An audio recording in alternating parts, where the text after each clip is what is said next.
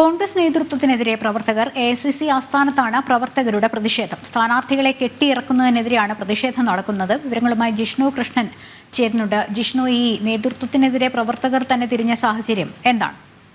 ലക്ഷ്മി, തെരഞ്ഞെടുപ്പുകൾ അടുക്കുമ്പോൾ എപ്പോഴും കോൺഗ്രസിന് വലിയ തലവേദനയാക്കുന്നത് അല്ലെങ്കിൽ കോൺഗ്രസ് നേതൃത്വത്തിനെ പ്രതിരോധത്തിലാക്കുന്നത് നേതാക്കളും പ്രവർത്തകരും തമ്മിലുള്ള അഭിപ്രായ വ്യത്യാസവും നേതാക്കളുടെ അധികാര കസേരയ്ക്ക് അല്ലെങ്കിൽ സ്ഥാനാർത്ഥിത്വത്തിന് വേണ്ടി നേതാക്കളുടെ തമ്മിലടി എപ്പോഴും കോൺഗ്രസിന് വലിയ തലവേദന സൃഷ്ടിക്കുന്നത് നമ്മൾ കണ്ടിട്ടുള്ളതാണ്. ഇപ്പോൾ ഹരിയാന, ജമ്മു കാശ്മീർ നിയമസഭാ തെരഞ്ഞെടുപ്പ് അടുക്കുമ്പോഴാണ് ഇന്ന് ഡൽഹിയിൽ എ.ഐ.സി.സി ആസ്ഥാനത്ത് വലിയ രീതിയിൽ കോൺഗ്രസ് പ്രവർത്തകരുടെ തന്നെ വലിയ പ്രതിഷേധം അരങ്ങേറിയിട്ടുള്ളത്.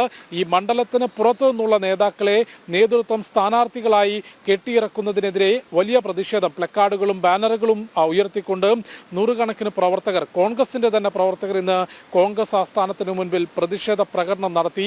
പ്രവർത്തകരുടെ മനസ്സറിച്ചുകൊണ്ട്, പ്രവർത്തകരുടെ അഭിപ്രായം മാനിച്ചുകൊണ്ട് സ്ഥാനാർത്ഥി പ്രഖ്യാപനം നടത്തണം, അതല്ലാതെ പുറത്തു നിന്നുള്ള ആളുകളെ സ്ഥാനാർത്ഥികളായി പ്രഖ്യാപിച്ചാൽ പരാജയമുണ്ടാകും തുടങ്ങിയിട്ടുള്ള മുദ്രാവാക്യങ്ങൾ ഉയർത്തിക്കൊണ്ടായിരുന്നു ഇത്തരത്തിൽ വലിയ രീതിയിൽ പ്രവർത്തകർ കോൺഗ്രസ് ആസ്ഥാനത്തിന് മുൻപിൽ പ്രതിഷേധം ഉന്നയിച്ചത്. പ്രത്യേകിച്ച് ഹരിയാനയിൽ മണ്ഡലത്തിൽ നിന്നുപരി കോൺഗ്രസ് നേതൃത്വം വിവിധ രീതിയിൽ പുറത്തു നിന്നുള്ള ആളുകളെ അല്ലെങ്കിൽ മണ്ഡലത്തിന് പുറത്ത് പ്രവർത്തകർക്ക് സ്വീകാര്യനല്ലാത്ത ആളുകളെ സ്ഥാനാർത്ഥികളായി പ്രഖ്യാപിക്കുന്നു എന്നൊരു പരാതി ഇതിനോടകം തന്നെ ഹരിയാന കോൺഗ്രസ് നേതൃത്വം മുൻപോട്ട് വെച്ചിരുന്നു. അത് ഇന്നിപ്പോൾ പരസ്യമായി മുൻപോട്ട് വരികയാണ്. കോൺഗ്രസ് ആസ്ഥാനത്തിന് മുൻപിൽ കോൺഗ്രസിന്റെ തന്നെ പ്രവർത്തകർ പ്രതിഷേധിക്കുകയും സ്ഥാനാർത്ഥികളെ, മണ്ഡലത്തിന് പുറത്തു നിന്നുള്ള സ്ഥാനാർത്ഥികളെ പ്രഖ്യാപിക്കുകയാണെങ്കിൽ, പ്രവർത്തകരുടെ മനസ്സറിയാതെ സ്ഥാനാർത്ഥികളെ പ്രഖ്യാപിക്കുകയാണെങ്കിൽ പരാജയം നേരിടും എന്ന മുന്നറിയിപ്പുമായാണ് പ്രവർത്തകർ കോൺഗ്രസ് ആസ്ഥാനത്തിന് മുൻപിൽ പ്രതിഷേധിച്ചത്.